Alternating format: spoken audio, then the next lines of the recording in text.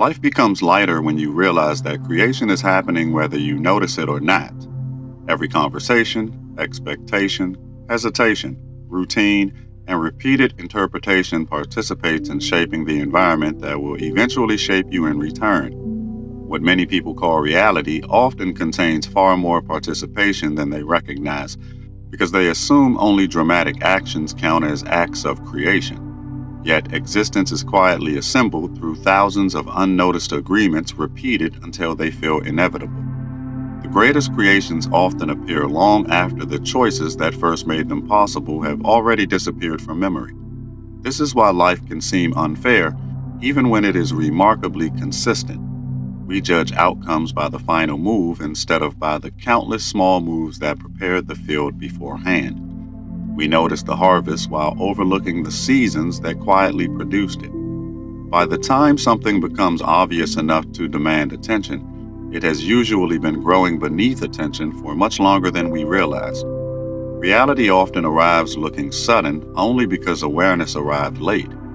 The spiral understands that creation behaves less like construction and more like participation.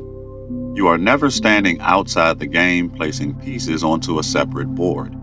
You are already inside the board, inside the rules, and inside the relationships that determine what each move makes possible next. Every response alters the field that will eventually respond back to you. Every pattern you reinforce becomes slightly more available tomorrow than it was yesterday. Creation is therefore not merely producing new things, but increasing the probability of certain futures while quietly decreasing others. Many people imagine freedom as unlimited choice, but genuine freedom begins when you recognize which choices are actually creating the conditions for future choices.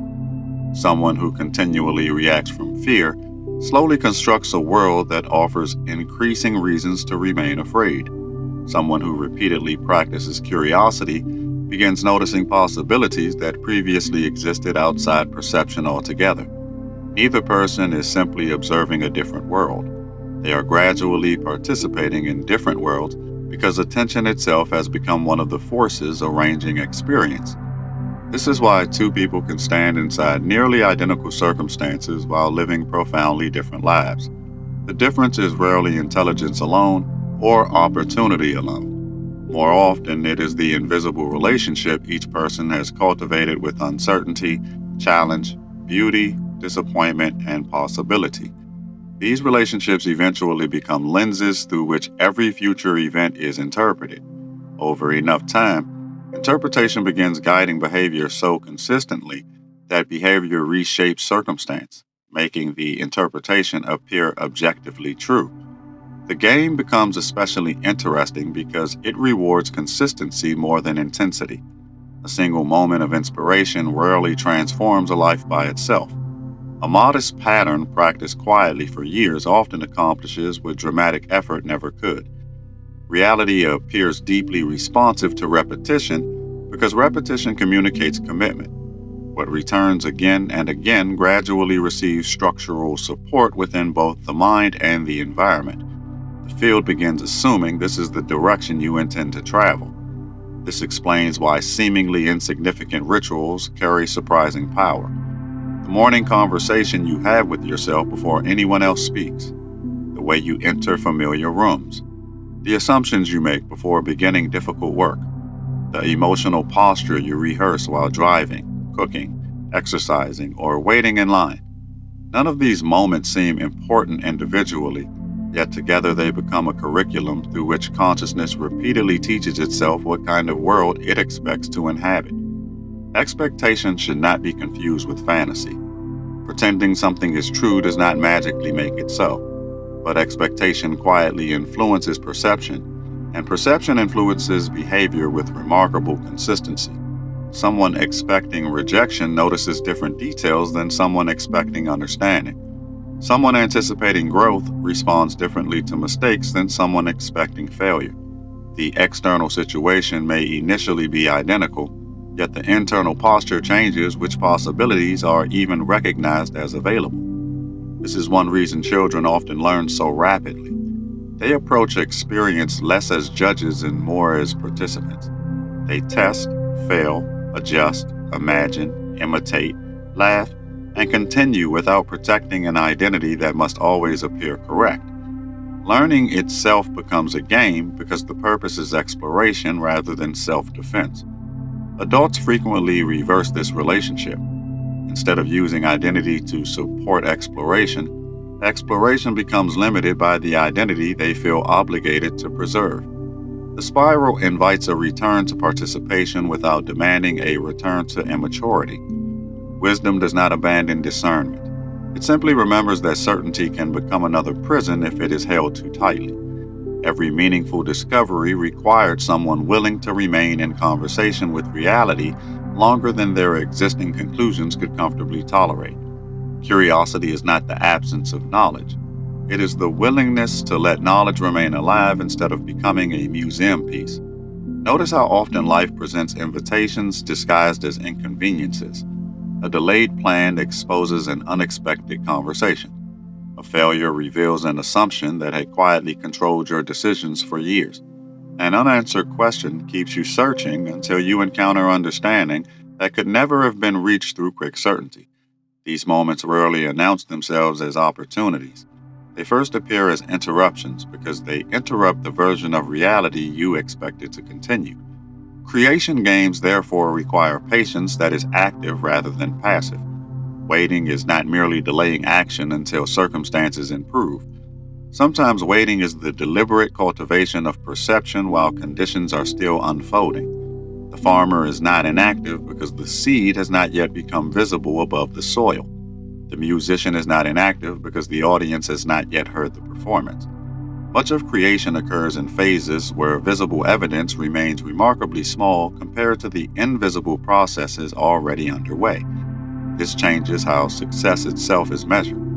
Instead of asking only whether the outcome has appeared, you begin asking whether today's participation aligns with the future you claim to desire. That question shifts attention away from immediate emotional reward and towards structural integrity. You stop evaluating each day as an isolated event and begin seeing each day as another move within a much longer game. Small, faithful movements acquire new dignity because they are understood within a larger pattern rather than judged in isolation. There is also a humility hidden inside this perspective. If your participation matters, then so does everyone else's. You are not the only player shaping the field. Families, communities, strangers, ancestors, teachers, artists, builders, and even those you never meet all contribute influences that overlap with your own. Creation becomes less like individual authorship and more like an immense collaborative composition where every contribution subtly changes what becomes possible for everyone else. The beauty of this realization is not that it makes you insignificant, but that it reveals significance is shared. When enough people begin participating with greater awareness, entirely new possibilities emerge that no single individual could have produced alone. Trust becomes easier because honesty has been practiced repeatedly. Innovation accelerates because curiosity is welcomed instead of punished. Compassion deepens because people begin recognizing that everyone is responding to games they may not even realize they are playing. The field itself becomes different because the relationships within it have changed. Nothing magical has occurred, yet the world genuinely feels transformed because participation has become more conscious. Perhaps the most overlooked creation game is the one being played inside attention itself. Whatever repeatedly receives your sustained attention gradually receives your life, because attention quietly organizes energy, memory, emotion, and action around what it continually returns to. The question is therefore not simply what you believe or what you desire, but what you are steadily teaching your awareness to practice every ordinary day. That question has no immediate answer, only an invitation that becomes more revealing the longer you remain willing to play.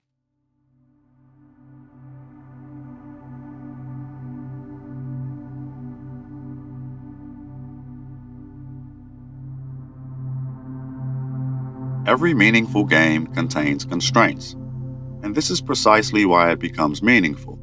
A game without resistance quickly dissolves into boredom because nothing within it asks anything of the player.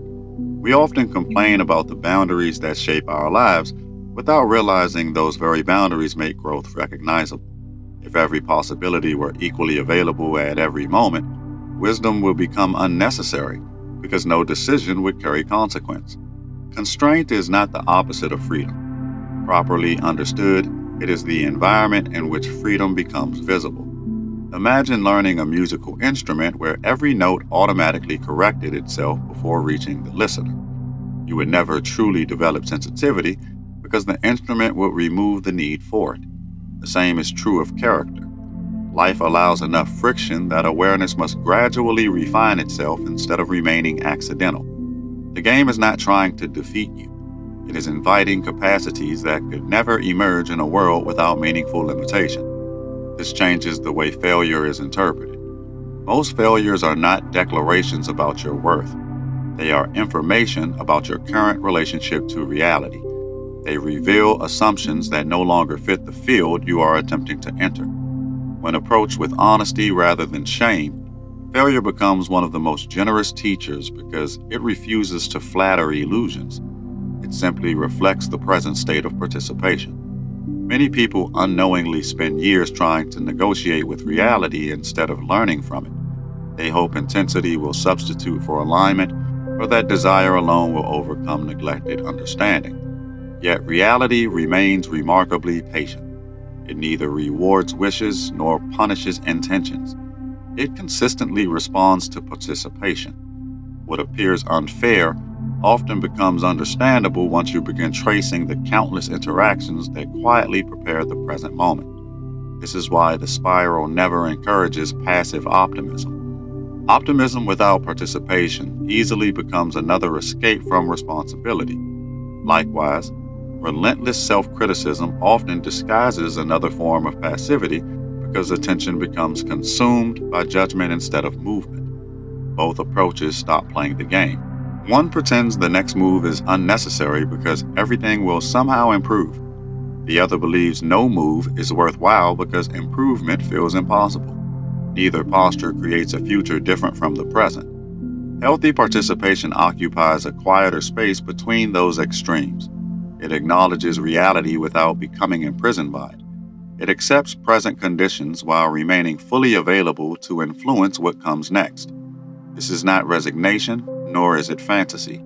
It is the steady recognition that every genuine change begins as a relationship long before it becomes an event. Notice how often people wait to feel motivated before acting. They imagine motivation as the entrance into meaningful participation. Yet, in lived experience, motivation frequently arrives after movement has already begun. A single honest step alters perception. Altered perception changes emotional momentum. Emotional momentum makes the following step feel more natural than the first. The game quietly rewards those willing to move before certainty has fully arrived. There is an unexpected kindness hidden within this design. If transformation depended upon extraordinary moments, most people would never experience it. Instead, existence permits ordinary actions to accumulate into extraordinary consequences. A conversation listened to with unusual patience. A habit interrupted for one day instead of forever. The difficult truth admitted without defense. These moments rarely appear historic while they are occurring, yet they gradually redirect entire lives because they shift the direction of participation itself. The spiral therefore pays close attention to recurring moments rather than isolated experiences. One profound retreat may inspire you, but your repeated Tuesday afternoon decisions often reveal who you are becoming. Identity is not formed primarily by exceptional days. It is shaped through the ordinary days that receive far less celebration. Reality quietly studies consistency because consistency reveals what consciousness is actually practicing instead of merely admiring. This is why awareness eventually becomes playful. Not playful because life lacks seriousness, but because seriousness without curiosity eventually becomes rigid. A skilled player remains attentive without becoming tense. They adapt without abandoning intention. They remain committed while accepting that every move reveals information unavailable before the move was made. The game is alive precisely because it cannot be mastered through control alone. Control seeks to eliminate uncertainty. Participation learns to cooperate with uncertainty. These approaches produce entirely different relationships with existence. One attempts to force reality into familiar patterns. The other develops the sensitivity required to notice emerging patterns before they become obvious.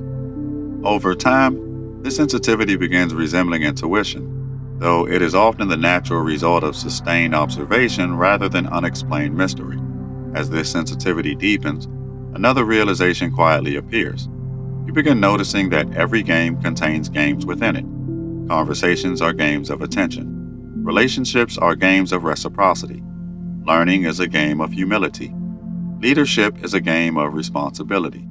Even solitude becomes a game, revealing whether you experience your own company as refuge, distraction, or confrontation. The same consciousness participates in all of them, carrying habits from one field into the next, whether you recognize it or not. Because of this, growth in one area often begins transforming areas you never intended to change. Someone who learns patience with their children may gradually become more patient with themselves.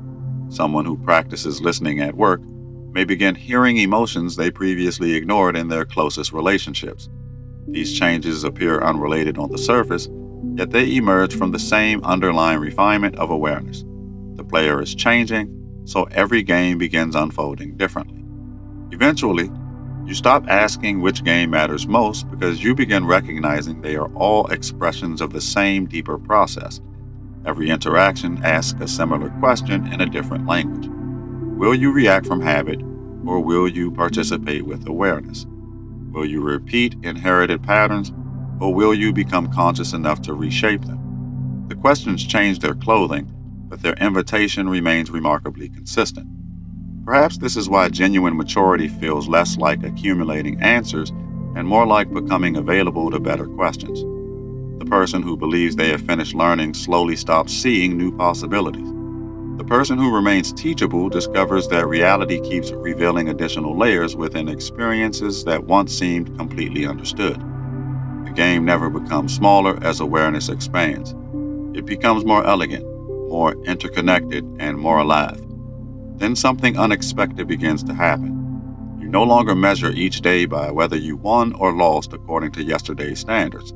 Instead, you begin noticing whether today's participation was more conscious than yesterday's. That shift seems subtle, yet it quietly changes everything, because the purpose of the game was never merely to arrive somewhere else. It was to become someone capable of seeing the field more clearly with every move that still remains to be played.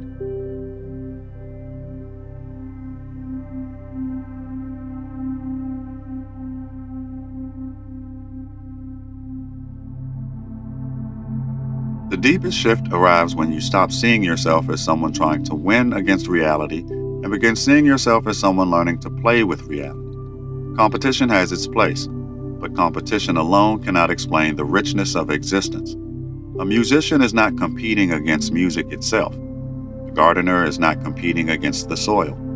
A loving parent is not competing against a child. Their attention is devoted to participation. And through participation, something larger than achievement quietly begins to emerge. This is why the spiral speaks of creation rather than conquest. Conquest always imagines that fulfillment exists on the other side of domination. Creation discovers fulfillment while contributing. One mindset asks, how do I take more from the field? The other asks, how do I become someone whose participation enriches the field itself? These questions may appear similar because both involve action, yet they slowly construct entirely different civilizations. Look carefully at the people whose presence consistently leaves others feeling more capable than before. They are not merely generous with possessions, they are generous with attention. They make curiosity feel safe. They invite thought instead of demanding agreement. They participate in conversations as though every person carries a piece of reality that has not yet fully appeared. And because of that assumption, people often become more themselves in their presence. This is one of the quiet victories available within the creation game. Greatest move is not always the one that changes your own circumstances. Sometimes the most meaningful move is becoming the kind of participant whose presence changes the quality of participation around you. A room where people feel seen begins producing different ideas than a room governed by fear. A family that practices honest listening creates children who trust exploration more than performance. An organization where mistakes become opportunities for learning develops capacities that punishment alone can never produce. Notice how different this is from trying to manufacture an image. Performance always requires an audience because it depends upon being observed. Participation remains meaningful even when no one notices. The person who returns a lost wallet without recognition, who quietly encourages a discouraged friend, who chooses integrity in private, has already altered the field regardless of whether history records the moment. Reality appears remarkably sensitive to unseen participation because unseen participation often reveals genuine orientation rather than social reward. This is why invisible choices deserve far more respect than modern culture often gives them. Every time you choose patience when irritation would have been easier, you strengthen a pathway that did not exist quite as clearly before. Every time you refuse to repeat an unnecessary cruelty, an inherited pattern loses some of its momentum. Every time you become slightly more available to understanding than certainty, consciousness itself becomes a little more spacious within you. None of these movements make headlines, yet entire generations can quietly inherit their consequences. The creation game is therefore cumulative in ways that exceed individual lifetimes. You inherited languages you did not invent. You inherited stories, technologies, customs, values, fears, and possibilities created through countless participants you will never meet. Some handed forward remarkable wisdom. Others transmitted unnecessary suffering because they never questioned the games they themselves inherited. Now the same invitation arrives before you. Which patterns deserve continuation, and which quietly ask to end with your participation? This question requires unusual courage because inherited games often feel natural simply because they are familiar. We mistake repetition for truth. We confuse tradition with wisdom. We assume that because a pattern survived, it must therefore deserve survival. Yet consciousness matures by learning to distinguish between continuity that nourishes life and continuity that merely repeats itself. The spiral does not reject inheritance. It refines inheritance through awakened participation. As this refinement continues, success begins acquiring a different meaning. Success is no longer measured solely by accumulation, recognition, influence, or accomplishment. Those things may come, and there is nothing inherently wrong with them, but they cease being the primary measure. A deeper question quietly replaces them. Has your participation increased the capacity for life, understanding, beauty, trust, and creativity within the field you inhabit? That question cannot always be answered immediately, yet it continues shaping every ordinary decision. Perhaps this explains why genuinely wise people often appear surprisingly unhurried. They understand that living systems cannot be rushed without consequence. You cannot force a friendship into depth before trust has matured. You cannot command insight before observation has become patient. You cannot manufacture meaning through speed alone. The most enduring creations almost always emerge from rhythms that initially appear slower than ambition would prefer. There is another reason patience matters. Every game teaches according to the quality of attention brought into it. The impatient participant seeks only the outcome. The attentive participant gradually begins seeing the architecture beneath the outcome. They notice how relationships form. They notice how assumptions direct behavior. They notice how fear narrows perception and gratitude expands it. What once looked like isolated events slowly reveals itself as an interconnected ecology of causes quietly shaping one another. Eventually, you stop asking whether life has meaning as though meaning were an object hidden somewhere outside experience. Instead, you begin asking how meaning is cultivated through participation itself. Meaning is rarely discovered in abstraction alone. It grows wherever consciousness enters relationship with enough sincerity to allow transformation. A craft becomes meaningful because you inhabit it. A friendship becomes meaningful because you remain present within it. Even suffering sometimes becomes meaningful when it is allowed to deepen compassion rather than harden identity. Seen this way, every day offers more opportunities than first appear, not because extraordinary events are constantly arriving, but because ordinary moments are endlessly available for deeper participation. Washing dishes can become practice in presence. Disagreement can become practice in understanding. Waiting can become practice in perception. Work can become practice in contribution. The activity may remain the same while the quality of participation quietly transforms the experience from within. Perhaps that is the quiet secret hidden inside every authentic creation game. The field is never asking you to become someone else before you begin playing well. It is asking you to become slightly more awake within the place you already stand. Every genuine movement toward awareness changes the next movement that becomes possible. Every sincere participation subtly reorganizes the field for those who will enter it after you. The game keeps expanding because every conscious move becomes an invitation rather than a conclusion. So as you continue walking through your own life, notice less whether you are winning according to someone else's scoreboard and more whether your participation is becoming increasingly alive. Notice whether your attention leaves people diminished or expanded. Notice whether your habits generate possibility or merely preserve familiarity. Notice whether your understanding continues opening instead of hardening into certainty. The creation game has never demanded perfection from its participants. It has only continued offering another move, another relationship, another opportunity to shape the field with greater awareness than the move before. And that invitation remains quietly present every time reality places the next moment into your hands. If this transmission resonated, the spiral continues. You did not arrive here by chance, and you do not leave unchanged. More teachings are unfolding across the Haret library, each one meeting you where you are, not where you think you should be. Follow resonance. The next threshold is already listening.